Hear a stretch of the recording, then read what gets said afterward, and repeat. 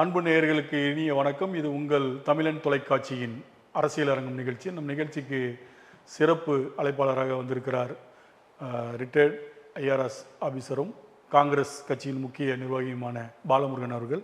அவர்களை அன்புடன் வருகவருடன் வரவேற்கும். வணக்கம் சார். வணக்கம். வணக்கம். ஐஆர்எஸ் ரிட்டையர்ட் ஆகிட்டோன்னே இப்போ அது ஒரு நீங்கள் தான் ஆரம்பித்து வச்சதா? ரிட்டையர்ட் ஆனோன்னு அரசியல் கட்சியில் போய் சேரணுன்னு? இல்லை இல்லை இல்லை, தாவைக்கால ஒருத்தர் போய் சேர்ந்துருக்காரு. இல்லை, நான் ரிட்டையர்ட் ஆஃபீஸ் கவர்மெண்ட் ஜாப் போகிறதுக்கு முன்னாடியே நான் காங்கிரஸில் இருந்தேன். நான் 84 எலெக்ஷனுக்கெல்லாம் ஒர்க் பண்ணியிருக்கிறேன். Family Congress family. Father Kamarajar கிட்ட ரொம்ப நெருக்கமாக இருந்தவர். ஸோ நான் அப்போயே என்னோட அந்த நடுவில் இந்த கவர்மெண்ட் சர்வீஸ்னால அது கட்டாயிருந்து திரும்ப வந்து ஆமாம், அரசியல் இருக்கக்கூடாது என்பதால் திரும்ப வந்துட்டேன். எவ்வளோ நாள் ஆச்சு நீங்கள் ரிட்டையர்மெண்ட் ஆகி? நான் 24 ஜனவரியில் ரிட்டையர்ட் ஆனேன். ஜூனில் காங்கிரஸில் ஜாயின் பண்ணேன். 2024. எதுவும் பொறுப்பில் இருக்கீங்களா? இல்லை, பொறுப்பெல்லாம் ஒன்றும் இல்லை. ஒன்றாகும். திரும்பி அந்த பணியை தொடர ஆரம்பிச்சிட்டிங்க?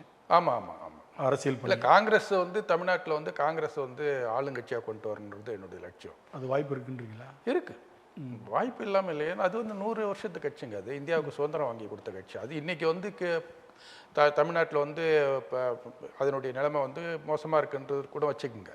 ஆனால் என்றைக்கா இப்போ அது அப்படியே இருக்கணும்னு அவசியம் இல்லை. தமிழ்நாட்டில் மட்டும் இல்லையா, எல்லா மாநிலத்திலையுமே அது இல்லை. அது காங்கிரஸுக்குன்னு சப்போர்ட் இருக்குது. அவங்க பிஜேபிக்கும் காங்கிரஸுக்கும் என்ன வித்தியாசம்னா, அவங்க அந்த அறுவடை பண்ணுறதுல அவங்க கில்லாடிங்க. அந்த இப்போ ராகுல் காந்தி இந்தியா ஃபுல்லாக பயணிக்கிறாரு. அவ்வளோ அவருக்கு வரவேற்பு இருக்குது. மக்களோட அவர் தன்னை ஐடென்டிஃபை பண்ணிக்கிறாரு. ஏழு மக்களும் ராகுல் காந்தியை மோடியா ராகுலான்னா ராகுலோட தான் மக்கள் தங்களை ஐடென்டிஃபை பண்ணுறாங்க, நேசிக்கிறாங்க. ஆனால் அது ஓட்டாக கன்வெர்ட் ஆகும்போது பார்த்தீங்கன்னா காங்கிரஸ் கிட்ட லேக்கிங் இருக்குது. அந்த கட்டுமானத்தில் அந்த இது பார்ட்டி ஸ்ட்ரக்சரில் கொஞ்சம் இது இருக்குது. அதை சரி பண்ணிட்டு வராங்க. இப்போ நீங்கள் சொன்னது தான், நல்ல கூட்டம் வருது, அவர் பின்தொடர்றாங்க, அவர் மேலே அன்பு பாசத்தை பொழிகிறாங்க எல்லாம். பட் ஆனால் நமக்கு ஓட்டு தானே முக்கியம். அப்போ ஓட்டு போடும்போது கோட்டை விட்டுறாங்களே மக்கள். அதுக்கு என்ன மாதிரியான அது பார்ட்டியுடைய அந்த பார்ட்டி தான் அதுக்கு காரணம். நம்ம அந்தந்த மாநிலத்தில் சரியில்லைன்னு அர்த்தம். அந்த அளவுக்கு அவங்க அந்த ஓட்டை அதை கமர்ஷியலாக பண்ணுறதுக்கு தெரியல இவங்களுக்கு. இப்போ அமித்ஷாலாம் அவரெல்லாம் ஒரு வியாபாரி. அது எப்படி ஒரு வீட்டில் ஒரு ஓட்டு அவங்க ஓட்டு கூட விழாமல் இருக்காது. அந்த வீட்டுக்கு போய் கூட்டின்னு எட்டுன்னு வச்சிடுவாங்க. அதை மானிட்டர் பண்ணுவாங்க. இந்த இடத்துல இந்த தெருவில் நமக்கு இவ்வளோ ஓட்டு இருக்குது, இவங்க நமக்கு எதிர்ப்பாக போடுவாங்க, எல்லாமே அவங்கக்கிட்ட டேட்டா இருக்கும். அப்போ அந்த டேட்டாவை அவங்க கீழே இறக்குவாங்க. அந்த கீழ் மட்டத்தில் இருக்கிறவங்க அவங்கள எட்டு கொண்டு வாக்குச்சாவடியில் விடுவாங்க. இது காங்கிரஸில் அப்படி இல்லை. அவங்க போவாங்க, வாக்கு போடுங்கன்னு கேட்பாங்க. அதுக்கப்புறம் அவங்களா போட்டால் போடுவாங்க, இல்லைன்னா இல்லைன்ற மாதிரி இருக்கும். இப்போ காங்கிரஸ் அப்படின்னு எடுத்துக்கும்போது நமக்கு சுதந்திரம் பெற்றுக் கொடுத்ததில் முக்கிய பிரதான கட்சி, இந்தியாவில் உள்ள மேக்சிமம் எல்லா ஸ்டேட்டையும் ஆண்ட கட்சி. ஆமாம். அப்போ இன்றைக்கி விரல் விட்டு எண்ணக்கூடிய அளவில் இன்றைக்கி காங்கிரஸ் இறங்கி வந்திருக்கு. இப்போ நீங்கள் சொல்லும் போது அமித்ஷாவுடைய ஸ்ட்ராட்டஜி வேறு, காங்கிரஸில் அந்த முன்னெடுப்பு இல்லைன்றீங்க. இப்போ பிஜேபி காங்கிரஸை பார்த்து தான் சில பாடங்களை கற்றுக்கிட்டு ஆரம்பித்து அவங்க வந்திருக்கிறாங்க. இப்போ அவங்க அந்த அளவுக்கு எடுத்துகிட்டு போய் இந்த வீட்டில் ஒரு ஓட்டு நமக்கு இருக்குது, இது இல்லைன்றதை டிசைட் கொண்டு வர அளவுக்கு அவங்க வளர்ந்துருக்காங்கன்னா, நீங்கள் அதை விட பெருசாக இருந்தவங்க இல்லையா? எப்பயுமே காங்கிரஸ் அந்த மைக்ரோ மேனேஜ்மெண்ட் காங்கிரஸ் பண்ணுறது கிடையாது. காங்கிரஸ் ஜவஹர்லால் நேரு இருக்கும்போது கூட, காமராஜர் இங்கே இருக்கும்போதும் அந்த ஒரு வீட்டில் என்ன இருக்குது இந்த டேட்டாவை அவங்க கையில் வச்சுன்னு இருக்கு, அதை ஆப்ரேட் பண்ணுறது இல்லை. அது குஜராத் வியாபாரிங்க நல்லா பண்ணுவாங்க. அதை தான் அவர் பண்ணுறாரு அமித்ஷா. அதனால தான் அமித்ஷா ஆமாம். அதனால அவங்களுக்கு 25% ஓட்டுன்னா அந்த 25% கட்டாயம் ஓட்டு போட்டுருவாங்க. அதே 25% காங்கிரஸுக்கு இருக்குதுனாக்கா அந்த மொத்த 25 அங்கே ஓட்டாக வருதானாக்கா இல்லை. அது ஒரு பிரச்சனை இருக்குது. அதுக்கு என்ன காரணம்னு நினைக்கிறீங்க? பார்ட்டி அவங்க மாதிரி பார்ட்டி ஸ்ட்ரக்சர் இல்லைங்க. அதாவது அவங்க டிசிஷன் மேக்கிங்னு ஒன்று இருக்குது. ஃபார் எக்ஸாம்பிள், நான் காங்கிரஸில் ஜாயின் பண்ணி எவ்வளோ நாள் ஆகுது, கிட்டத்தட்ட 1.5 வருஷத்துக்கு மேலே ஆகிப்போச்சு. ஸோ இதுவரையிலும் எனக்கு எந்த ஒரு பொறுப்பும் இது கொடுக்கல. ஸோ அது அது என்ன தலைமை இங்கே அதை பார்த்துட்டு இருக்கணும். அவங்க ஒருத்தவங்க வந்திருக்காங்க. இப்போ என்னுடைய ஒரு 1.5 இயர் எனக்கு வேஸ்டான மாதிரி இருக்குது. என்னால் அந்த பார்ட்டிக்கு ஒர்க் பண்ண முடியலையே, நம்ம பார்ட்டியை வளர்க்க முடியலையேன்னு. அது காங்கிரஸ் அதாவது எல்லாமே இவர் ராகுல் காந்தியே பண்ணணுன்றது இல்லை. அந்த அவங்க கீழே இருக்கிறவங்க அந்த கட்சி நிர்வாகிகள், அது சென்ட்ரலாக இருக்கட்டும் இல்லை ஸ்டேட்டாக இருக்கட்டும், முக்கிய நிர்வாகிகள் அவங்க தான் பார்க்கணும். பார்த்து என்ன பண்ணணும், ஏது பண்ணணும், எப்படி கட்சியை வளர்க்கணுன்றதை அவங்க பண்ணணும். அந்த இதில் வந்து லேக்கிங்காக இருக்குது. அது வந்து இப்போ அதுக்கு வந்து கரெக்டான தலைவர்கள் இங்கே இல்லை அப்படின்றது கூட ஒரு காரணமாக இருக்கலாம்ல.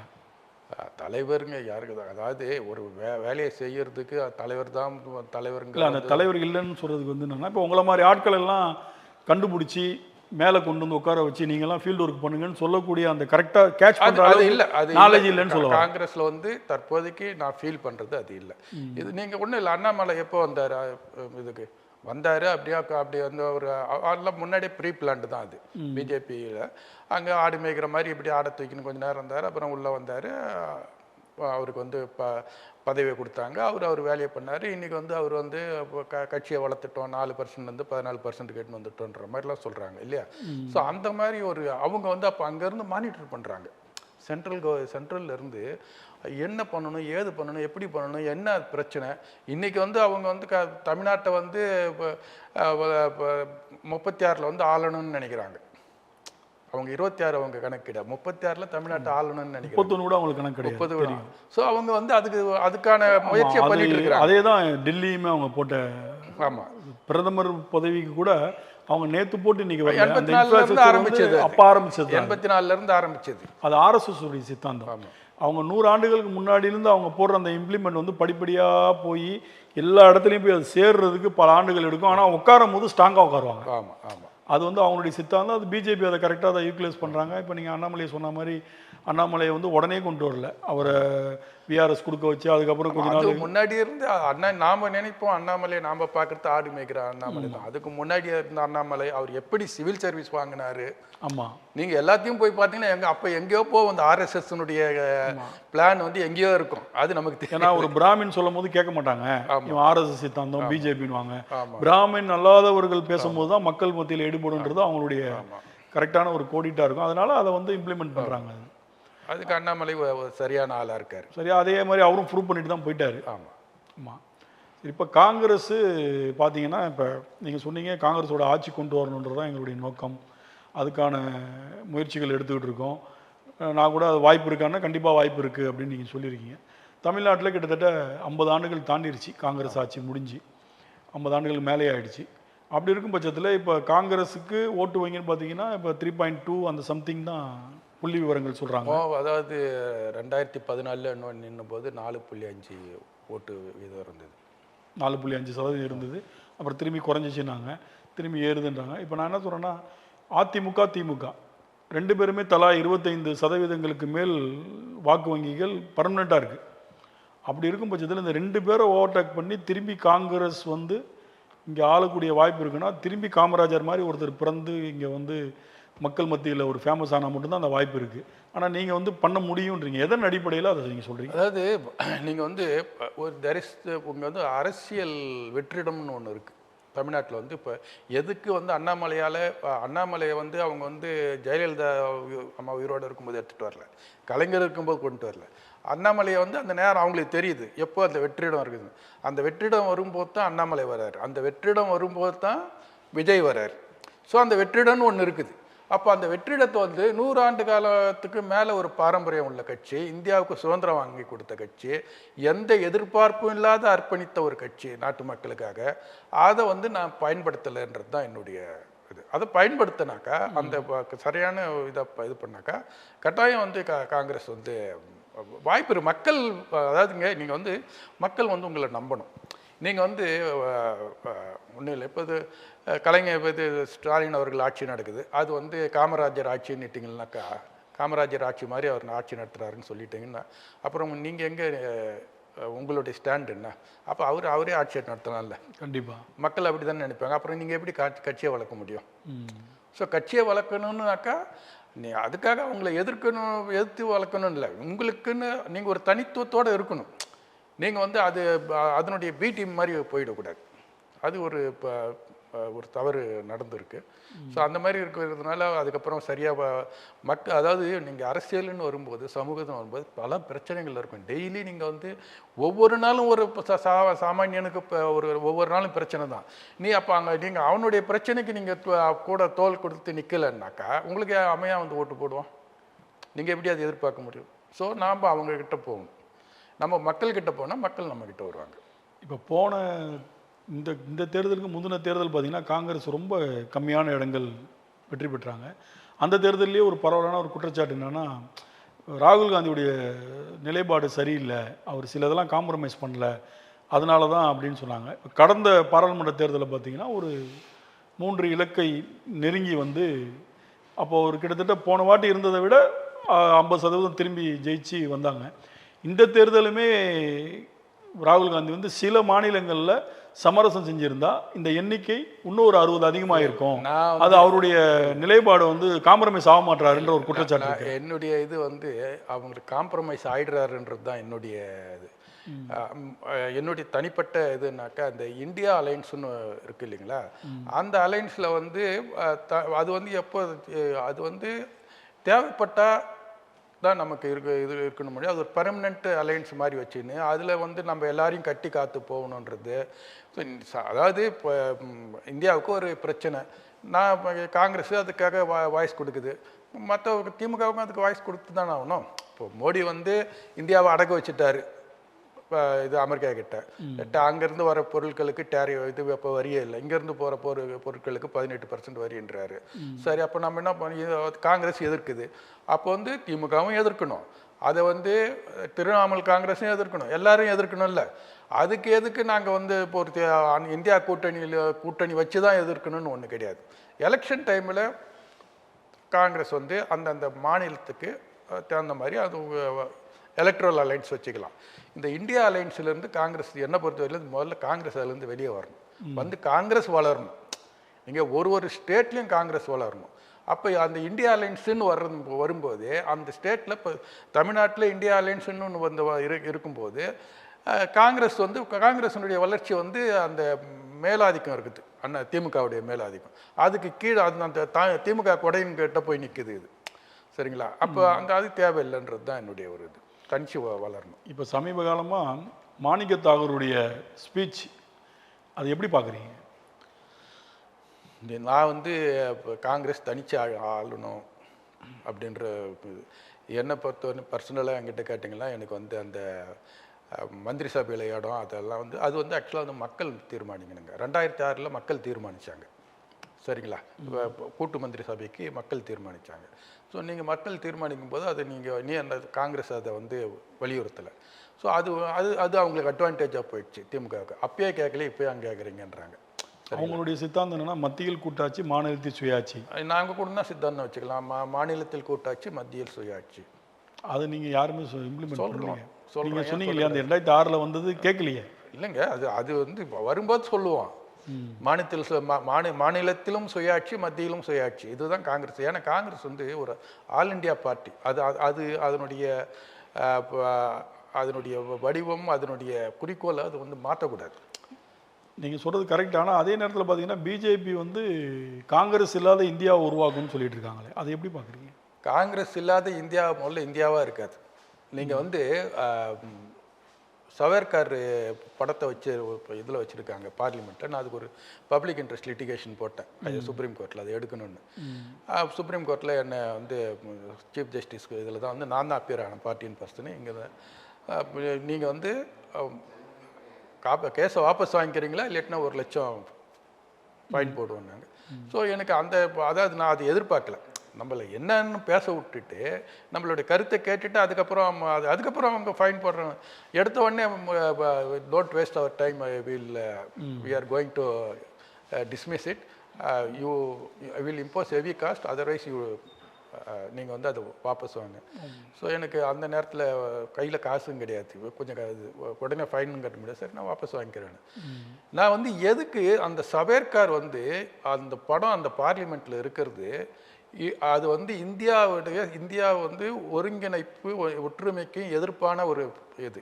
ஏன் சொல்கிறேன்னா, இது வந்து நான் காரணம் இல்லாத சொல்லலை. இது ஏன் சொல்கிறேன்னா, சவர்காருடைய சித்தாந்தம் என்னது, இந்து நாடு ஒன்று வேணும், இந்து ராஷ்டிரம். அந்த இந்து ராஷ்டிராவை அவர் உருவாக்க ஒரு முயற்சி பண்ணார். அது வந்து அதாவது கபூர் கமிஷன் ஒரு கமிஷன் வந்து அது காந்தியுடைய கொலையை வந்து பின்னாடி 1966 வச்சாங்க. அந்த அதில் வந்து வைடர் கான்ஸ்பிரசி இது பண்ணுறது. அந்த கபூர் கமிஷனில் சொல்லியிருக்காங்க. என்ன பண்ணுறாருன்னா, இந்தியா சுதந்திரம் அடைகிறதுக்கு முன்னாடி 2 மாதத்துக்கு முன்னாடியே திருவாங்கூர் இது வந்து சமஸ்தானம் வந்து தனி நாடாக டிக்ளேர் பண்ணுது. அந்த தனி நாடாக டிக்ளேர் பண்ணுறதுக்கு சவேர்கார் வந்து வாழ்த்து தெரிவித்து அனுப்புகிறார். அவன் என்ன தனி நாடாக டிக்ளேர் பண்ணுறாங்க, இந்து நாடாக டிக்ளேர் பண்ணுறாங்க, வாழ்த்து தெரிவித்து அனுப்புகிறார். காந்தி என்ன சொல்கிறாரு, அந்த மக்கள் தான் டிசைட் பண்ணணும், அந்த சமஸ்தானத்துடைய மக்கள் பண்ணணும், மன்னருங்க பண்ணக்கூடாது, எங்கே தனியாக இருக்கணுமா இந்தியாவோட சேரும், எல்லா சமஸ்தானங்களையும் இந்தியாவோட சேரணும்னு தான் மக்கள் விரும்புகிறாங்க. இவர் என்ன பண்ணுறாரு, அவங்க தனி நாட்டுக்கு இது பண்ணுறாரு. அடுத்தது இந்தியா சுதந்திரம் அடைஞ்ச உடனே இன்டெலிஜென்ஸ் ரிப்போர்ட்லாம் இருக்குது. அதாவது இவர் வந்து கிட்டத்தட்ட 6 லட்சம் இந்து இளைஞர்களை இவங்க திரட்டி, அது இப்போ வந்து பரோடா மகாராஜா, குவாலியர் மகாராஜா, இவங்களாம் இந்து வெறியனுங்க. இவங்கெல்லாம் வந்து இவருக்கு சப்போர்ட் பண்ணி நேரு கவர்மெண்ட்டை இது பண்ணிட்டு டாப்பல் பண்ணிட்டு இந்து சாம்ராஜ்யத்தை இந்த கூட்டமைப்பாக வச்சு உருவாக்கணும். ஸோ இதானே அவங்களுடைய சித்தாந்தம், இதுதானே அவங்களுடைய எண்ணம். சரிங்க, நான் ஒரு வேளை அது அப்படி நடந்துருதுன்னு வச்சுக்க, இப்போ இந்த பக்கம் பெரியார் திராவிட நாடு கேட்குறாரு. ஸோ அந்த திராவிட நாடு அங்கே போய் இந்த இந்து ராஜ்யத்தோடு இருக்குமா? இருக்காது. அப்போ திராவிட நாடு தனியாக பிரிஞ்சிருக்கும். திராவிட நாடு தனியாக பிரிஞ்சு கொஞ்ச நாளில் என்ன இருக்கும், தமிழ்நாடு தனியாக பிரிஞ்சிருக்கும், கேரளா தனி, ஆந்திரா தனி, கர்நாடகா தனி. அங்கே அதே மாதிரி அவங்க இப்போ இந்து சாம்ராஜ்யத்தை ஒன்றா வச்சுருக்க முடியாது. அதுவும் வந்து குவாலியர் தனி, இப்போ பரோடா தனின்னு தான் போயிருக்கும். அப்போ அவருடைய சித்தாந்தம் ப்ராக்டிக்கலாக என்ன, இந்தியாவை டோட்டலாக உடைக்கணும், இந்தியாவை உடைஞ்சிடும். அவங்க நினைப்ப சும்மா என்ன சொல்கிறது, அகண்ட பாரதம் அதெல்லாம் கிடையாது. ஸோ இந்தியா வந்து ஒன்றா இருக்குன்னா only as a secular state இது ஒன்றா இருக்க முடியும். அந்த இதில் பார்த்தீங்கன்னா நீங்கள் வந்து காங்கிரஸ் தான் அந்த ஒரு செக்குலர் பார்ட்டியாக இங்கே இருக்குது. கம்யூனிஸ்ட்லாங்கிறாங்க, ஆனால் நாடு தழுவிய அளவில் காங்கிரஸ் தான் இருக்குது. என்னைக்கு காங்கிரஸ் இவங்க சொல்கிறவங்கள காங்கிரஸ் இல்லாத இந்தியாவே இன்னும் ஒன்றும் இருக்காது. அதுதான் வந்து இவங்களால அந்த மாதிரி ஒன்றும் பண்ண முடியாது. இந்தியா வந்து பிஜேபிக்கு டஃப் கொடுக்கக்கூடிய ஒரே கட்சி இந்தியா லெவலில் அதுதான். அதில் பிஜேபி அதாவது காங்கிரஸ் தான் வந்து இந்தியாவுக்குள்ள வந்து 100 வருஷமாக இருக்கிற கட்சி. அதுதான் காஷ்மீர்லேருந்து கன்னியாகுமரி வரையிலும் இருந்த கட்சி. அது இன்னும் சொல்ல போனீங்கன்னா அந்த ஃபேமிலி இருக்குது இல்லைங்களா, என்னைக்கு எதுக்கு நம்ம திரும்ப அதே ஒரே ஃபேமிலியில் போயிட்டு நம்ம அவங்களே வந்து அவங்கக்கிட்டே போய் டிபெண்ட் ஆகிருக்கிறோம். அந்த நேரு இந்திரா காந்தி ஃபேமிலியிலே வந்து நம்ம அந்த தலைமையே வந்து ஏன் விரும்புகிறோன்னா, அந்த தலைமை தான் வந்து அந்த ஃபேமிலி தான் வந்து உண்மையான ஒரு செக்குலர் ஃபேமிலி. நீங்கள் இப்போ எத்தனையோ தலைவர்கள்லாம் இருப்பாங்க, அந்த ஃபேமிலின்னு அந்த பொலிட்டிக்கல் லீடர்ஸ் ஃபேமிலியில் பார்த்தீங்கன்னா ரியல் செக்குலர் ஃபேமிலி. நேருலேருந்து இன்னைய வரையிலும் செக்குலர் ஃபேமிலி அவங்க தான். ஸோ இவங்க என்ன பண்ணுறாங்க, பிஜேபி அந்த செக்குலர் ஃபேமிலியை எப்படியா காங்கிரஸ்லேருந்து முதல்ல செக்குலர் அவங்களையும் வந்து காங்கிரஸ்லேருந்து அப்புறப்படுத்தணும். அப்புறம் காங்கிரஸ் தன்னால் அழிஞ்சிடும். அப்போ காங்கிரஸ் அழிதுன்னா நாடு அழின்றது அவங்களுக்கு தெரியல, வேற ஒன்றும் இல்லை. இப்போ நீங்கள் சொல்லும் போது தான் இப்போ அந்த குடும்பத்திலேருந்து அந்த வாரிசுதாரர்கள் இருக்கிறனால தான் அந்த காங்கிரஸ் பலமாக இருக்குது அப்படின்னு நீங்கள் சொல்கிறீங்க. அதே இதில் பார்க்கும்போது இப்போ நம்ம ஆந்திரா பார்த்தீங்கன்னா ஜெகன்மோகன் ரெட்டி அப்பா இறந்ததுக்கப்புறம் அவர் வரும்போது அவருடைய வரவை வந்து சோனியா காந்தி விரும்பவே இல்லை. அதாவது அது மட்டும் எப்படி சாத்தியம்? இது வந்து நாம் வந்து அந்த எதுக்குன்னா எனக்கு வேற ஒரு செக்குலர் ஃபேமிலியை காமிங்க, நாங்கள் காங்கிரஸ்லேயே வந்து இது இல்லை. ஏன்னா நீங்கள் இப்போ காங்கிரஸ்லேயே இருந்துட்டு இருப்பாங்க, அப்போ பார்த்தாக்கா அவங்க வந்து இப்போ பிஜேபிக்கு போயிடுவாங்க. எத்தனையோ இப்போ ஒன்றும் இப்போ ஒரு டிபேட் நடந்தது பார்லிமெண்ட்டில். அப்போதைக்கு இவர் ஸ்பீக்கர் வந்து இல்லை, வேறு ஒருத்தர் ஸ்பீக்கராக இருக்கார். ராகுல் காந்தி சொல்கிறார், நீங்கள் காங்கிரஸ்லேருந்து வந்தவங்க போனவங்க தான் அப்படின்றாரு. ஸோ நிறைய பேர் காங்கிரஸ்லேருந்து தான் போயிருக்காங்க, சரிங்களா? ஆனால் அந்த செக்குலர் ஃபேமிலின்றது அது ஒன்று தான் இருக்குது, ரியல் ப்ரூவன். இன்னைய வரலையும் அதில் வந்து நீங்கள் எந்த விதத்துலையும் அந்த இல்ல அதுதான் நீங்க சொல்றது ஓகே சார். So, இப்போ அங்க அதுக்காக மட்டும் அப்ப ராஜசேகர் ரெட்டியோட மக்களுக்கு தான் அவங்க தேவைப்படுறாங்க. ஸோ நீங்க வந்து இந்திரா அம்மையார் செத்தப்போ ராஜீவ்காந்தி வந்து இப்போ அரசியலுக்கு போகவே கூடாதுன்னு அடம் பிடிக்கிறாங்க. யாரு? சோனியா காந்தி. அவங்களை சுட்டுட்டு அவங்க புணமாக இருக்கிறாங்க, எய்ம்ஸில் இருக்காங்க. இவர் வந்து வெஸ்ட் பெங்காலில் ஒரு டூர்லேருந்து வராரு. முடியவே முடியாது, நான் நம்ம அரசியலுக்கே வானா நமக்குன்றாங்க. அவங்க பயந்த மாதிரி தான் நடந்துருச்சு. சரிங்களா? ஏன் வானா? அப்போ நான் வரும்போதே ஃப்ளைட்டில் கூட வந்து பிரணாப் முகர்ஜி வராரு. பிரணாப் முகர்ஜி என்ன சொல்கிறாரு? நான் தான் இருக்கிறதுலே சீனியர், நான் தான் பிரைம் மினிஸ்டர் ஆகணுன்றார். பிரணாப் முகர்ஜி யார்? அவர் காங்கிரஸ்கார் தான், பட் ஆர்எஸ்எஸ். கடைசியில் அவர் எங்கே போகிறாரு? ஆர்எஸ்எஸ் போய் அங்கே நாக்பூருக்கு போகிறாரு. ஸோ இந்த ஆர்எஸ்எஸ் என்ன பண்ணுறாங்க? நீங்கள் சொன்ன மாதிரி அவங்க ஒரு 100 ஆண்டு கால திட்டம் வச்சுக்கிறாங்க. ஒரு ஆர்எஸ்எஸ்காரங்க இப்போ சித்தாந்தவாதியை வந்து அங்கே காங்கிரஸ் உள்ளே வந்து அந்த அந்த ஈக்குவல் லீடராக எடுத்துகிட்டு வராங்க. கடைசி வரலையும் வந்து பிரணாப் முகர்ஜி வந்து பிரைம் மினிஸ்டர் ஆகிறதுக்கு ட்ரை பண்ணிக்கிறாரு. அதுக்கு கடைசி வரலையும் பிஜேபி இதை வந்து சப்போர்ட் பண்ணியிருப்பாங்க. சரிங்களா? ஸோ அப்போ என்ன பண்ணுறாங்க? வேறு வழி இல்லாத ராஜீவ்காந்தி வர வேண்டியதாச்சு. ராஜீவ்காந்தி இறந்த பிறகும் இவங்களுக்கு வந்து உடனே எல்லாம் இவங்க என்ன பண்ணுறாங்க? நீங்கள் இப்போ வாரிசு அரசுன்னு கட்சி தலைமையை வேற ஒருத்தவங்களுக்கு கொடுக்குறாங்க, பிரைம் மினிஸ்டரை வேற ஒருத்தவங்க தான் இருக்கிறாங்க. இதுக்கு மேலே அங்கே என்ன வாரிசு அரசியல் இருக்குது? இல்லை நீங்கள் சொல்கிறது கரெக்டு, நான் அதை பற்றி சொல்லலை. இங்கேயுமே ஜெகன்மோகன் ரெட்டி நீங்கள் வந்து இல்லை நீங்கள் திமுகவில் பாருங்கள், இப்போ மற்ற இடத்துல பாருங்கள், அந்த கட்சி தலைமையும் அந்த குடும்பமே இருக்கும். சிஎம்மாவும் அவங்க அகிலேஷ் யாதவ் அப்படி தான், இங்கே இவர் இப்போ ஸ்டாலின் அப்படி தான். ஸ்டாலின் அவர்களுக்கு அடுத்தது உதயநிதி ஸ்டாலின். இவங்க இந்த கட்சி தலைமையும் சிஎம் போஸ்ட்டு இவங்க எப்பயாவது விடுவாங்களா? அது எந்த கட்சியுமே விடாது. அப்படி இல்லை அங்கே காங்கிரஸ்ல இல்லை. அதுதான் சொல்ல வரேன். நீங்க வரணும்னு நினைக்கும் போது ஜெகன்மோகன் ரெட்டியை நீங்க கொண்டு வரதுல என்ன பிரச்சனை? இப்ப நான் எதுக்கு சொல்றேன், அதுக்கு தான் நான் சொல்றேன். அது வந்து அது இது வாரிசு. அங்க கிட்டத்தட்ட ஒரு 10 வருஷமா ஆண்டுட்டு இருந்த காங்கிரஸோட நிலைமை இன்னைக்கு என்ன ஆகி போச்சு? அங்க இருந்து தூக்கி எறியப்பட்டது, ஒண்ணுமே இல்லாமல் போயிடுச்சு. சீட்டே இல்லாத அளவுக்கு அங்கே போயிடுச்சு. தெலுங்கானாவில் மட்டும் நம்ம ஆட்சி பிடிச்சிருக்கிறோம். நான் எதுக்கு சொல்ல வரேன்னா, இப்போ நடந்த தேர்தலில் கூட பிஜேபி ஒரு ரெட்டி நாயுடோட கூட்டணி வச்சு பவன் கல்யாணோட இருக்கிறாங்க. ஜெகன்மோகன் ரெட்டி தனிச்சு நிற்கிறாரு, காங்கிரஸ் தனிச்சு நிற்குது. ஒருவேளை காங்கிரஸும் ஜெகன்மோகன் ரெட்டியும் அலையன்ஸ் போயிருந்தாங்கன்னா அந்த தேர்தல் மிகப்பெரிய கடுமையாக இருந்திருக்கும். என்னை பொறுத்தவரையிலும் திரும்ப ஜெகன்மோகன் ரெட்டியை திரும்ப காங்கிரஸில் வரணும். அதான் அதுக்கான பேச்சுவார்த்தையாவது நீங்க எடுத்துருக்கலாம் இல்லையா? முன்னெடுப்பு எடுத்துருந்தா இன்னைக்கு ஆந்திராவில் வந்து மீண்டும் ஜெகன்மோகன் ஆட்சி வந்து அந்த மாதிரி எங்கெங்கெல்லாம் வாய்ப்பு இருக்கோ அதெல்லாம் பண்ணணும். இப்போ அதே தான் வெஸ்ட் பெங்கால். மம்தா பானர்ஜிலாம் லீடர், அவங்களாம் எப்படி இருந்தாங்கன்னு தெரியும். இன்னைக்கு காங்கிரஸ் போய் அவங்கள்ட்ட சீட்டு கேட்குற அளவுக்கு ஆயிடுச்சு. அப்போ அந்தந்த ஸ்டேட்டில் உள்ள ஒரு இல்லை என்றைக்குமே வந்து நீங்கள் வந்து பார்த்தீங்கன்னா ஸ்டேட் பாலிடிக்ஸ் வேறு, சென்ட்ரல் பாலிடிக்ஸ் வேறு. ஸ்டேட் லீடர்ஸை வளர விடணும். ஸ்டேட் வந்து அதாவது இது கான்செப்ட் பார்த்தீங்கன்னா, சென்ட்ரலில் எந்த ஒரு அரசியல் கட்சியாக இருந்தாலும் டெல்லி தலைமை வந்து எல்லா ஸ்டேட்டையும் தூக்கி தோல் மேலே வச்சுக்கிற மாதிரி இருக்கக்கூடாது. ஒவ்வொரு ஸ்டேட்டும் ஒரு தூண், அதுக்கு மேலே தான் டெல்லி தலைமையாக கட்டப்பட்டிருக்கணும். ஸோ அந்த மாதிரி ஒரு இது வரும்போது தான் அப்படி தான் இருந்தது. காமராஜர் காலத்தில் நேரு இருக்கும்போது அப்படி தான் இருந்தது. இங்கே காமராஜர், அங்கே நிஜலிங்கப்பா, அப்படி இப்படின்னு ஒரு இப்போ கர்நாடகா நிஜலிங்கப்பானாக்கா ஒருத்தவங்களும் ஒரு பெரிய பெரிய தலைவர்கள். சொல்லும்போது நிஜலிங்கப்பா அப்படி காமராஜர்லேருந்து வரும்போது எடியூரப்பா. இப்போ அவரெல்லாம் கடைசியில் எடியூரப்பா பிஜேபி வரும் இல்லை, காங்கிரஸ்ல இருந்து தானே பிஜேபி போனாங்க. அதுக்கு சொல்ல வரேன். இப்போ நல்ல தலைவர்கள்லாம் இழந்துட்டு தானே இருக்காங்க. எடையூரப்பா சிஎம்மாக இருந்திருக்காரு, காங்கிரஸில் அசைக்க முடியாத தலைவராக இருந்தார். கடைசியில் அவர் சில இதில் புறக்கணிக்கும் போது அவர் வெளியில் போய் பிஜேபியில் போய் சேரும்போது அங்கே வீக்காவது திரும்பி அவர் பிஜேபியில் சிஎம்ஐ உட்கார்றாரு. இப்போ இப்படி ஒவ்வொரு மாநிலத்திலையுமே இவங்க எடுக்கக்கூடிய அந்த ஸ்டேட்டோட பவர்ஃபுல் லீடரை இழக்கும் போது அங்கே காங்கிரஸ் ஆட்சியை இழக்குது இல்லை? அது எப்படி? இல்லை இப்போ வந்து காங்கிரஸ் வந்து அதுக்கு மாற்று இதை ஆரம்பிச்சிட்டாங்க. இப்போ ஃபார் எக்ஸாம்பிள் தமிழ்நாட்டிலே பார்த்தீங்கன்னாக்கா மாவட்ட தலைவர்கள்லாம் போட்டிருக்காங்க. இந்த மாவட்ட தலைவர்கள்லாம் வந்து இந்த ஃபேக்ஷன் அந்த பிரிவு அப்படின்னு இல்லாமல் இவங்களை வந்து ஒரு சென்ட்ரல்லேருந்து ஒரு கமிட்டி வந்து ஒருத்தவங்களா இன்டர்வியூ எடுத்து அவங்கள ஆன் மெரிட், இப்போ நீங்கள் வந்து ஒரு மாவட்ட தலைவரை எடுத்துகிட்டு இவர் இந்த கோஷ்டி அந்த கோஷ்டிலாம் சொல்ல முடியாது. இப்போ எல்லாருமே காங்கிரஸ் கோஷ்டி ஆகுறாங்க. ஸோ அந்த மாதிரி அடிமட்டத்திலேருந்து அதற்கான சீர்திருத்தத்தை காங்கிரஸ் ஆரம்பிச்சிடுது. அதை பண்ணிட்டு வராங்க, ஒரு ஸ்டேட்லேயும் அதை பண்ணிட்டு வராங்க. அப்போ இன்னும் அடுத்த தேர்தலுக்குள்ளே அது சரியாயிடும்ன்றீங்க?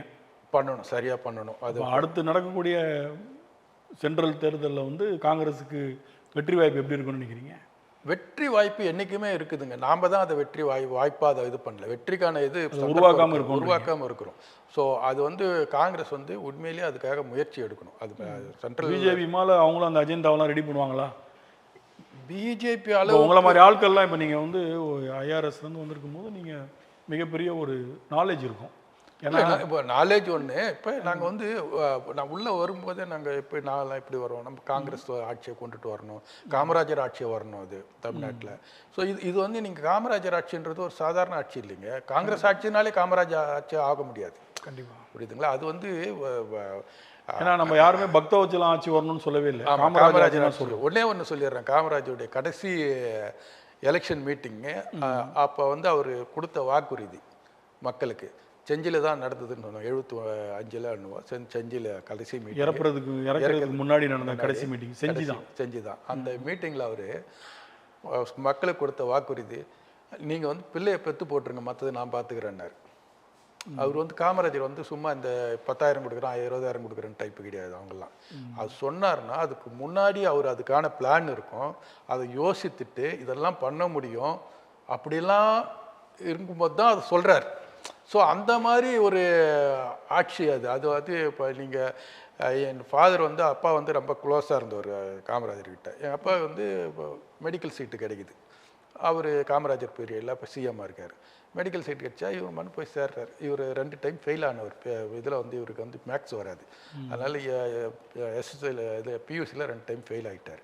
அப்புறம் போயிட்டு மெடிக்கல் சீட்டுக்கார் போகிறாரு. ஒன்று நேராக வந்து அட்மிஷன் இது ஒரு கேள்வியும் கேட்கல, அட்மிஷன் கொடுத்துட்டு டோக்கன் ஒன்று கொடுத்துட்டாங்க. ஹாஸ்டல் ரூம் நம்ம சொல்லிட்டாங்க. அது டோக்கன் எடுத்து மத்தியான சாப்பாடு. இவங்க கொடுத்த caste certificate SC schedule caste சர்டிஃபிகேட்லாம் தாசில்தாருக்கு அனுப்பிச்சிட்டாங்க. ஒரு காப்பி இது பண்ணி வெரிஃபை பண்ண இவங்க மாதிரி காலையில் சேர்ந்து படிச்சுட்டு இருக்காங்க.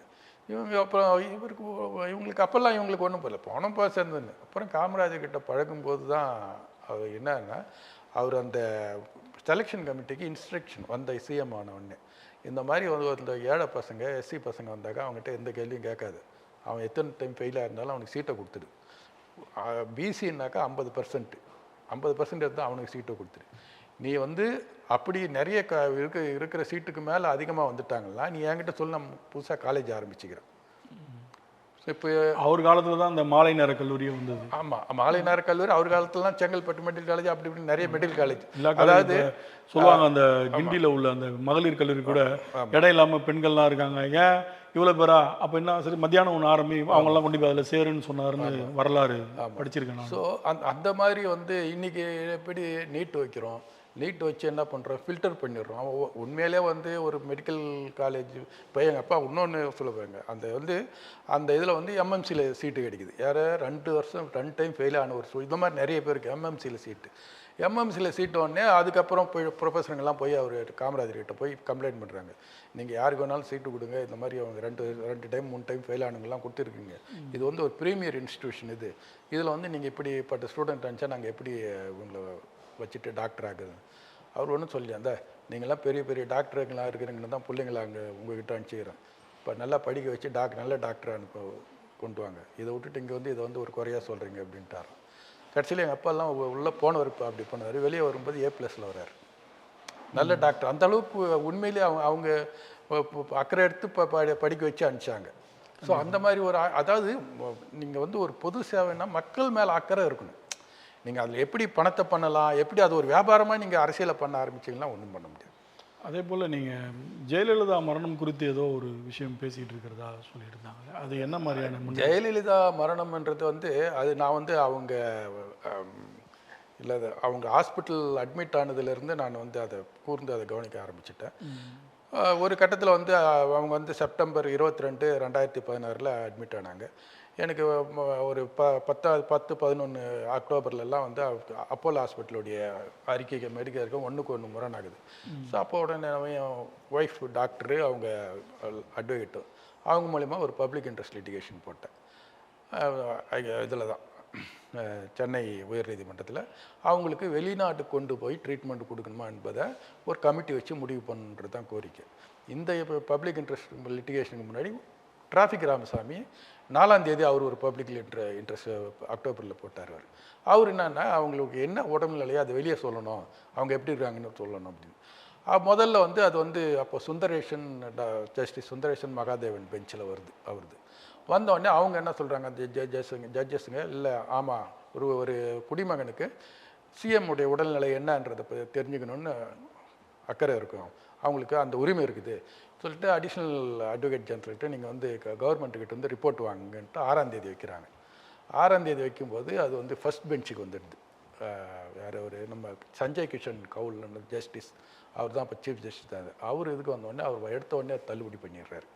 இவரை பார்த்து நீங்கள் ஏற்கனவே அவங்களுக்கு எதிர்ப்பானாலே நீங்கள் எல்லாம் இந்த மாதிரி அரசியலுக்காக இங்கே எடுத்துகிட்டு வராதிங்க, இந்த மாதிரிலாம் ஏற்கனவே அப்போலோ ஹாஸ்பிட்டல் கொடுக்குறாங்க, மெடிக்கல் அறிக்கை கொடுக்குறாங்க, அது போதும், அப்படி அதுக்கு மேலே ஏதாவது வேணும்னா கவர்மெண்ட்டு டிசைட் பண்ணிக்கிட்டோம் அப்படின்னு சொல்லிட்டு இது வந்து சுய விளம்பரத்துக்காக போடுறதுன்னு தள்ளுபடி பண்ணிட்டார். அதுக்கப்புறம் என்னுடைய ஒய்ஃப் எடுத்து போடுறாங்க. போட்டோடனே ஃபைலிங் செக்ஷனில் அந்த சீல் போட்டுட்டு உள்ளே வாங்கிட்டாங்க. கட்டை வாங்கிட்ட பிறகு என்ன இஷ்யூன்னு கேட்டாங்க. இந்த மாதிரி ஜெயலலிதாவுடைய ட்ரீட்மெண்ட்டை பற்றி இதுன்னு திரும்ப கொடுத்துட்டாங்க. எடுத்துகிட்டு போங்க, இதெல்லாம் எடுத்து நாங்கள் அனுமதிக்க முடியாது.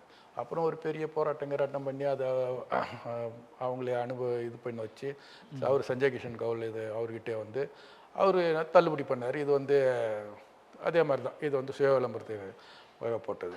அப்போ அவர் என்ன சொல்கிறாருன்னா, அவங்கள வெளிநாட்டுக்கு கொண்டு போகணுமா அங்கே ட்ரீட்மெண்ட் கொடுக்கணுமான்றதை வந்து சம்மந்தப்பட்டவங்க தீர்மானிக்கணும் அப்படின்னு. அப்போ ஜெயலலிதா விஷயத்தில் சம்மந்தப்பட்டவங்க யாருமே இல்லை. அன்னைக்கு நமக்கு எல்லாருக்கும் தெரியும், பிளட் ரிலேட்டட் தீபா வந்து அந்த ஹாஸ்பிட்டலுக்கு வெளியில் நின்றுக்குன்னு என்னை யாராவது கூப்பிட்டு போங்க விட சொல்லுங்கன்னு அவங்க டெய்லி காலையிலையும் மாலையிலையுமா கேட்டுட்ருக்குறாங்க. ஸோ யார் அது? அப்போ அந்த மாதிரி ஒரு தீர்ப்பை சொல்லி இது பண்ணார். அதுக்கப்புறம் அவருக்கு இறந்த பிறகு, அந்த அம்மா இறந்த பிறகு ஒரு ஜோசப்னு ஒருத்தர், அவர் ஒரு பப்ளிக் இன்ட்ரெஸ்ட் லிட்டிகேஷன் போடுறார். இந்த மாதிரி அவங்கள அந்த மரணத்தை வந்து ஒரு ஜட்ஜஸுங்களை வச்சு விசாரிக்கணும்னு. அப்போ வந்து கேஎம் விஜயன் நினைக்கிறேன் சீனியர் அட்வொகேட் தான் ஆகிறாரு. அவர் முதல்ல அது வந்து வைத்தியநாதன் பெஞ்சுக்கு போகுது. வைத்தியநாதன் பெஞ்சுக்கு ஜஸ்டிஸ் வைத்தியநாதன் பெஞ்சுக்கு போனோடனே அவர் என்ன சொல்கிறாரு, ஆமாம் எனக்கே கூட சந்தேகம் இருக்குது, இது என்ன ஒரு நாளைக்கு டிஃபன் சாப்பிட்டாங்கன்றாங்க, ஒரு நாளைக்கு நல்லா இருந்தாங்கன்றாங்க, ஒரு நாளைக்கு முடியலன்ற சொன்னாங்க, அவங்க சொன்னது எதுவும் நம்புகிற மாதிரி இல்லை, ஏன் இந்த இதை அவங்களுடைய பணத்தை தோண்டி எடுத்து ஏன் பரிசோதனை பண்ணக்கூடாது அப்படின்ற மாதிரி அவர் இது பண்ணார். சொல்லிட்டு இப்போ அவர் அடுத்த ஒரு தேதிக்கு வச்சாங்க. திரும்ப சஞ்சய் கிஷன் கவுல்கிட்ட வருது. இந்த டைமில் கேஎம் விஜயனே சொல்கிறார், இந்த மாதிரி அவங்க காலெல்லாம் வெட்டிட்டாங்கன்றதுலாம் நியூஸ் வருது. உங்களுக்கு எப்படி தெரியும்? அது இல்லை நியூஸ் பேப்பரில் அதெல்லாம் வந்து எல்லாம் முடிஞ்சு போச்சு, இனிமேல் அதை பற்றிலாம் எதுக்கு நம்ம கவலைப்படணும்ன்ற மாதிரி அவர் ஒரு சீஃப் ஜஸ்டிஸோடைய கமெண்ட்ஸ் இது பேப்பரில் வந்துருக்குது. ஸோ அதை அவர் இது பண்ணுறாரு, அப்படி ஒரு கமெண்ட்ஸ் கொடுக்குறாரு. நான் ஒரு இப்போ சகாயம் தலைமையில் வந்து ஒரு இது வேணும் விசாரணை கமிஷன் நானும் போட்டு நான் இது பண்ணும்போது அது அப்புறம் அது நாங்களாம் இப்போ இவ்வளோ போராட்டும் போது அவங்க எடப்பாடி வந்து ஆறுமுகசாமி கமிஷனை இது பண்ணார். ஆறுமுகசாமி கமிஷனில் நான் அஃபிடேவிட் கொடுத்து நான் வந்து அதில் வந்து சஞ்சய் கிஷன் கவுல் மேலேயும் கம்ப்ளைண்ட் கொடுத்தேன். நீங்கள் வந்து ப்ரெசென்ட் சர்வீஸில் சர்வீஸில் ஆமாம். சஞ்சய் கிஷன் சீஃப் ஜஸ்டிஸ் சஞ்சய் பண்ணலாமா? சர்வீஸில் இருக்கும்போது நீங்கள் பண்ணக்கூடாதுன்னு அந்த சட்டமும் இல்லை. நான் கவர்மெண்ட்டு இப்போ கோர்ட்டுக்கு தானே போகிறேன். சஞ்சய் கிஷன் கவுல், அப்போ அப்போலோ பிரதாப் சி ரெட்டி, அதுக்கப்புறம் அப்போத்தைய கவர்னர் வித்யாசாகர் ராவ், இவங்க எல்லாரும் மேலேயும் நான் இப்போ இது சந்தேகத்தை இப்போ அது அவங்க எப்படி அவங்க மரணத்தில் சந்தேகம் இருக்குது. ஆமாம், இவங்கெல்லாம் எப்படி அதில் இன்வால்வ் ஆனாங்கன்னு கொடுத்துருந்தேன். அது ஒன்றும் சொல்லலை சார். அவர் ரிப்போர்ட் வந்துச்சு, ஆறுமுகசாமி கமிஷன் ரிப்போர்ட், அதில் சொல்லியிருக்காரு இந்த மாதிரி இவர் வந்து கொடுத்தாருன்னு. இது இந்த ஆணையத்தின் செயல் வரம்புக்கு அப்பாற்பட்டதால் இதை நான் கணக்கில் எடுத்துக்கலன்ட்டு. ஆமாம். ஸோ இது வந்து அப்பத்துலேருந்து இது பண்ண அவங்களுக்கு ஏன் அவங்க மரணத்தின் மீது ஒரு சந்தேகம் காரணம் இல்லை. காரணம் வந்து இது வந்து நான் வந்து ஒரு 2016 ஒரு விரல் புரட்சின்னு ஒரு இயக்கம் வச்சுட்ருக்கேன். அதனுடைய இதை வந்து 100% வாக்களித்திலே 100% மக்களாட்சி. ஒரு விரல் புரட்சின்னா விஜய் தான் ஞாபகத்துக்கு வராரு. இது நம்ம சரிங்களா. அடுத்தது வந்து பணச்சாட்சியா மனசாட்சியா, பணம் வேண்டாம் மனசாட்சிப்படி வாக்களிப்போம், இப்படிலாம் ஸ்லோகன்லாம் வச்சுன்னா ஒரு எலெக்ஷன் டைம்லும் நான் அது கேம்பெயின் பண்ணுவேன் 100%. ஸோ இப்போ வந்து ஜெயலலிதாவை வந்து நம்ம யார் தேர்ந்தெடுத்து நாம் வாக்களித்து ஒவ்வொரு வாக்காளரும் வாக்களித்து தேர்ந்தெடுத்தது, பொதுமக்கள் தேர்ந்தெடுத்தது, தமிழர்கள் தேர்ந்தெடுத்தவங்க. அப்படி தேர்ந்தெடுக்கப்பட்ட ஒரு சிஎம் ஒரு அந்நிய சக்திகள் வந்து சதி பண்ணி அவங்களை அப்புறப்படுத்திட்டு வேற ஒருத்தவங்களை எட்டுன்னு வந்து வைக்கிறாங்கன்னா அப்போ என்னுடைய வாக்குரிமை என்னாச்சு, உங்களுடைய வாக்குரிமை என்னாச்சு? ஸோ இது வந்து இது ஒரு வாக்கு திருட்டு மாதிரி இது, சரிங்களா? ஸோ அதனால தான் வந்து சரி இது என்னன்றதை நான் வந்து அப்பத்துலேருந்து அது என்னன்னு உங்களுக்கு அதுக்கான விடை தெரிஞ்சதா? விடை வந்து ஆறுமுகசாமி கமிஷன்லேயே வந்துடுச்சு. அவர் என்ன சொல்கிறாரு ஆறுமுகசாமி கமிஷனில், அவர் வந்து இப்போ மெயினாக வந்து ஆறுமுகசாமி கமிஷன் ரிப்போர்ட்டு, அதுக்கப்புறம் அங்கே நடந்ததெல்லாம் என்ன, இப்போ வந்து ஜெயலலிதா வந்து அந்த அப்போலோ ஹாஸ்பிட்டலில் தான் வந்து அட்மிட் ஆவாங்கன்றது முன்னாடியே மோடி ஆகட்டும் சென்ட்ரல் கவர்மெண்ட்டுக்கு தெரியும். எப்படி தெரியும்னா 2014 அவங்க வந்து 3 மாதத்துக்கு ஒரு டைமு அந்த ஹாஸ்பிட்டல் அப்போலோவில் தான் அவங்க வந்து முழு உடல் பரிசோதனை பண்ணிட்டு இருக்கிறாங்க. 14 அவங்க உடல்நிலை சீராக இல்லை, டெட்டோரேட் ஆகிடுது. ஸோ என்னைக்காவது அவங்களுக்கு வந்து முடியல அப்படின்னாக்கா இங்கே தான் வருவாங்க. ஒன்று இதுக்கு தகுந்த மாதிரி அவங்க ஆள் வந்து டாக்டர் ராதாகிருஷ்ணன் ஹெல்த் செக்ரட்டரியாட்னு வந்து அங்கே அவர் கிட்டத்தட்ட நீ தமிழ்நாட்டில் பாருங்கள் கிட்டத்தட்ட 6 வருஷத்துக்கு மேலே ஹெல்த் செக்ரட்டரியாக இருந்த ஒரே ஆள் அவர் தான். ரொம்ப நேர்மையான மனுஷன் சொல்லுவாங்களே. நேர்மையாக அல்ல அந்த விஷயத்தில் அவர் வந்து நான் கரப்ஷன்லாம் என்ன சொல்ல, ஆர்எஸ்எஸ் சித்தாந்தம் அவ்வளோதான் அவர்கிட்ட இருக்கு. ஆமாம், அவங்க எட்டுன்னு வந்து வச்சுட்டாங்க. அவருக்கே தெரியாது எதுக்கு எட்டுன்னு வந்து வச்சோன்னு வச்சுருக்காங்க. இது வரும்போது ஒரு ஸ்லீப்பர் செல் மாதிரி அவங்கெல்லாம். சரிங்களா? அந்த இது ஏன்னாக்கா இப்போ ஜனவரி 2016 ஜனவரியில் வந்து அப்போலோ ஹாஸ்பிட்டலில் இந்தியா ஃபுல்லாக வந்து இன்கம் டேக்ஸ் ரைடு பண்ணுறாங்க. இந்த ரைடு வந்து இவங்க எதுக்கு பண்ணுவாங்க? இதுவரையிலும் அப்போலோ ஹாஸ்பிட்டலில் அந்த ரைடுக்கு ஏதாவது நடவடிக்கை எடுத்தாங்களா? பயங்கர இன்ஃப்ளூயன்ஸ் சொல்லாது. சரி, இல்லை அவங்க இந்தியா ஃபுல்லாக பண்ணதே இல்லை, பண்ணிவிட்டு அவங்கள தாங்க கண்ட்ரோலில் கொண்டு வந்துட்டாங்க. நீங்கள் வந்து இப்போ ஜெயலலிதா வந்து அட்மிட் ஆனது வந்து 10:30 மணி 2016 22 செப்டம்பர் 10:30 மணிக்கு அட்மிட் ஆனாங்க. ஆனால் இதுதான் எல்லாருக்கும் தெரியும். ஆனால் வந்து அப்போலோவில் உள்ளே இருக்கிற டாக்குமெண்ட்டில் அவங்க வந்து 23ஆம் தேதி அதிகாலை 1:10 அட்மிட் ஆனதாக இருக்காங்க. அதுக்கு சிஎம்னால பரபரப்புல ஒரு 4 மணி நேரம் அட்மிஷன்லாம் அந்த இல்லை, அது அப்படி இல்லை. அது என்ன இன்னொன்று ஆறுமுகசாமி கமிஷனில் சில இதெல்லாம் சொல்கிறாரு அவங்களுக்கு உடம்பு சரியில்லைன்னு 9:30 மணிக்கு ஃபோன் வருது அப்போலோ ஹாஸ்பிட்டலுக்கு. யாருக்கு ஃபோன் பண்ணுறது? டாக்டர் திவாகரன்னா அவர் சசிகலாவுடைய ரிலேட்டிவ். அவர் வந்து அப்போலோ ரெட்டியுடைய மருமகனுக்கு ஃபோன் பண்ணுறாரு. ஃபோன் பண்ணி மெடிக்கல் ஹெல்ப் கேட்குறாரு. நீங்கள் ஒரு சிஎம்முக்கு மெடிக்கல் எமர்ஜென்சின்னாக்கா எப்படிப்பட்ட டீம் அனுப்புவீங்க? இருக்கிறதுலேயே பெஸ்ட்டான டீம். யார் போயிருக்காங்க? ஒரே ஒரு டியூட்டி டாக்டர் தான் போயிருக்காங்க ஜெயலலிதா வீட்டுக்கு. ஒரு டியூட்டி டாக்டர், நர்ஸு, டெக்னீஷியன் இவங்க தான் போயிருக்கிறாங்க. இவங்க போயிட்டாங்க 1/2 மணி நேரம் இவங்க ட்ரீட்மெண்ட் கொடுத்துருக்காங்க இந்த டியூட்டி டாக்டர். ஏன்னா அவங்களுக்கு ஆக்சிஜன் கம்மியாயிடுச்சு, ஆக்சிஜன் ஏற்றுறாங்க, அதுக்கப்புறம் செலைன் இது பண்ணுறாங்க, இவ்வளவும் பண்ணுறாங்க. பண்ணிவிட்டு 1/2 மணி நேரத்துக்கு அப்புறம் தான் அவங்களை கூப்பிட்டு வராங்க.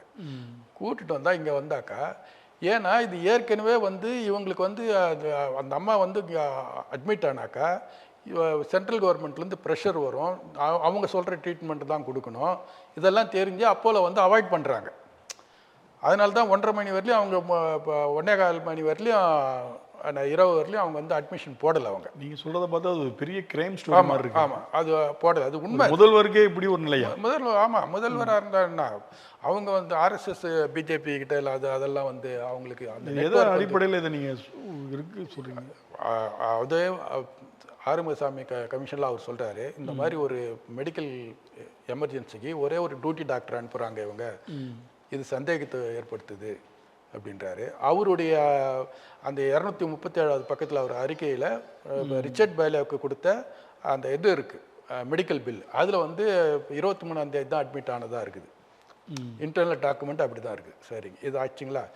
இதுக்கப்புறம் அவங்களுக்கு வந்து 28ஆம் தேதியே வந்து அவங்களுக்கு வந்து ஹார்ட்டில் வந்து வெஜிடேஷன், அதாவது ஒரு கட்டி மாதிரி இருக்குது, 14 மில்லிமீட்டர் அப்படின்ட்டு அப்போலோ ஹாஸ்பிட்டலில் கண்டுபிடிச்சிட்டாங்க.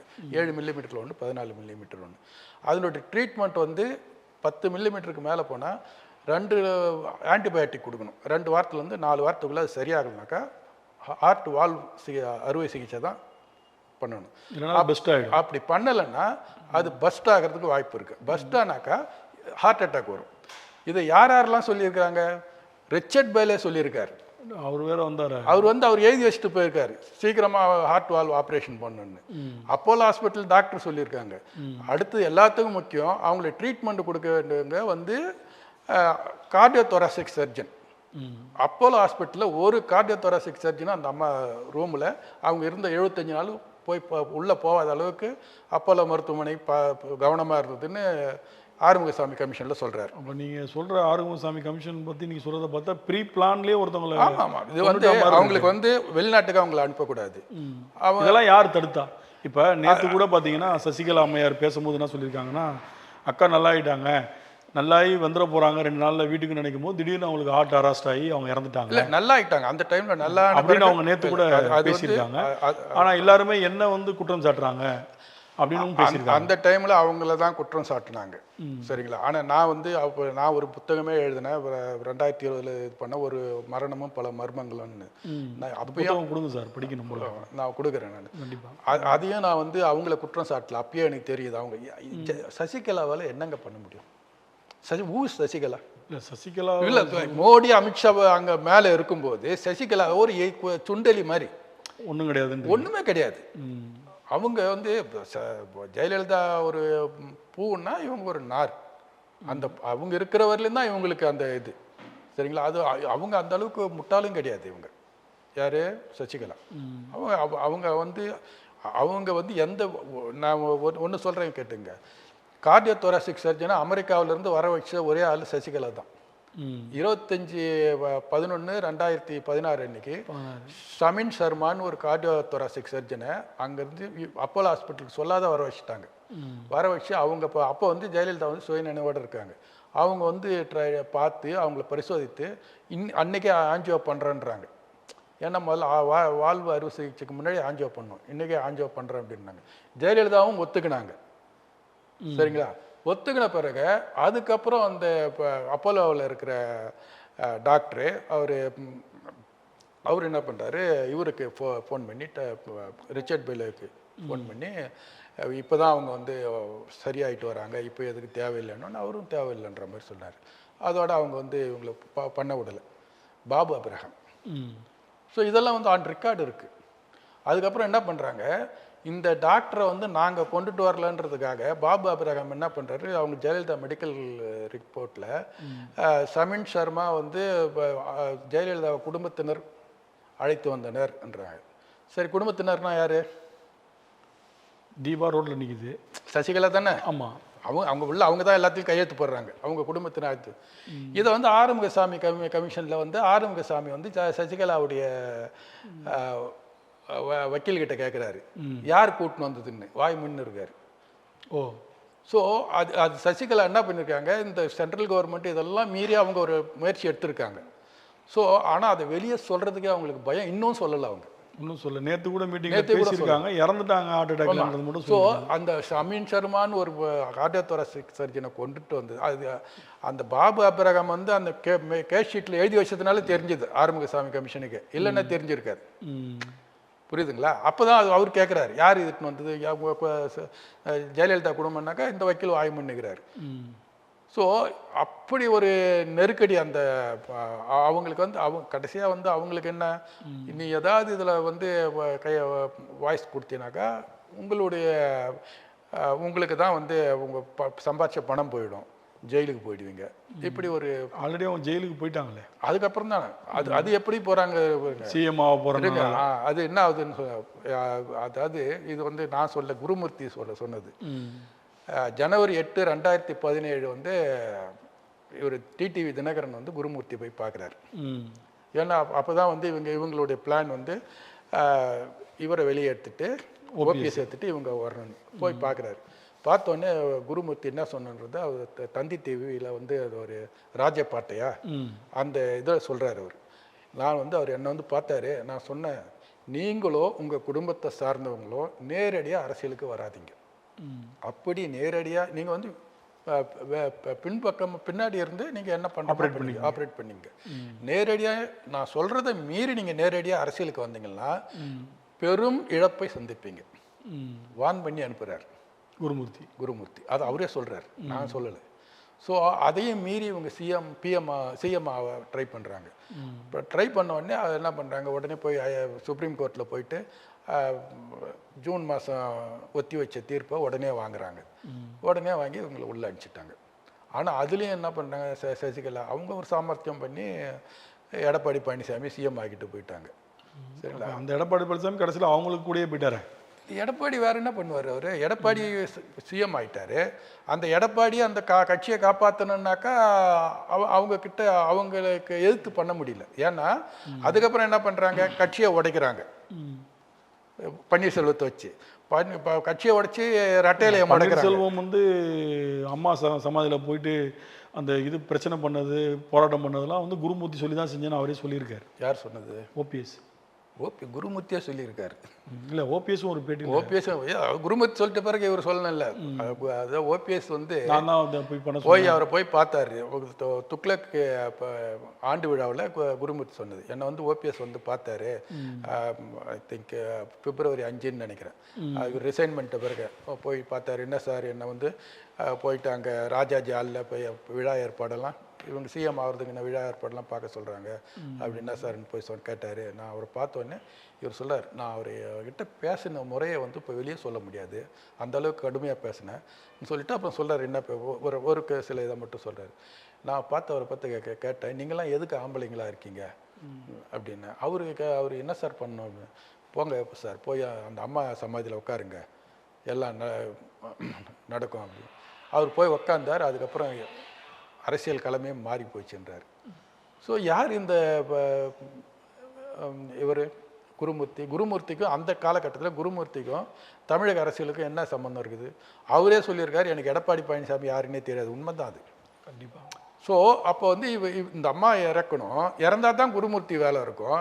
இந்த அம்மா இறந்தா தான் இங்கே அண்ணாமலை வரவழைக்கணும். இதெல்லாம் பிளான்டு, ஆல்ரெடி பிளான். கண்டிப்பாக சார். இவ்வளோ நேரம் உங்கள் நேரத்தை ஒதுக்கி பல்வேறு அம்மையாருடைய மரண விஷயங்கள், இதுவரை வெளிவராத தகவல்லாம் சொல்லியிருக்கீங்க. பல காங்கிரஸுடைய அடுத்த முன்னேற்பாடு, தமிழகத்தில் காங்கிரஸ் ஆட்சி அமைக்கிறதுக்கான சாத்தியம் இருக்குது அப்படின்றதையும் சொல்லியிருக்கீங்க. பல்வேறு அரசியல் நிகழ்வுகளை பற்றியும் குறிப்பிட்டு பேசியிருக்கீங்க.